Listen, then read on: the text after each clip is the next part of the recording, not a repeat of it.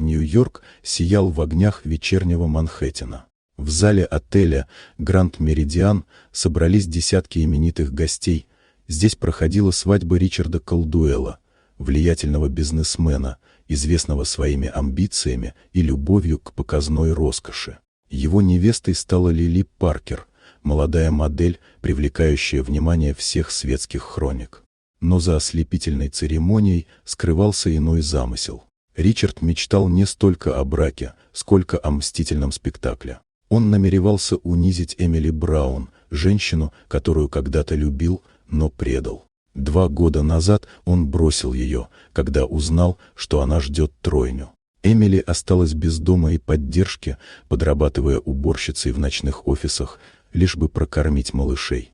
Со временем боль превратилась в силу. Она больше не прятала глаза от прошлого и пообещала детям, что выведет их из нужды.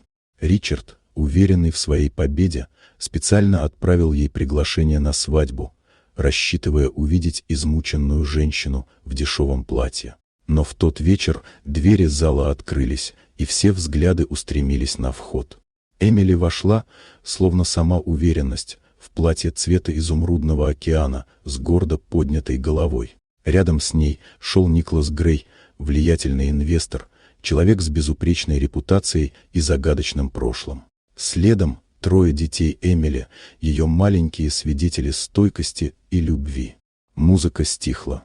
Гости перешептывались, Лили побледнела, а надменная улыбка Ричарда медленно исчезала. Он попытался бросить обидное замечание, но Николас спокойно достал папку с документами и выложил их на стол перед журналистами и гостями. Там были доказательства хищений, фиктивных компаний и незаконных переводов, все, что Ричард пытался скрыть. Шум поднялся мгновенно. Камеры вспыхнули, гости отступили, а невеста сорвала кольцо и ушла, не взглянув на жениха. Спустя несколько минут в зал вошли полицейские, и Ричарда увели под аплодисменты толпы. Эмили стояла неподвижно, чувствуя, как исчезает груз прошлого. Она больше не была жертвой. В тот вечер она поняла, именно потеряв все, она обрела себя. Николас подошел, обнял ее детей и сказал, что никогда не оставит их. Позже, уже среди оваций и слез радости, он встал на одно колено и сделал предложение.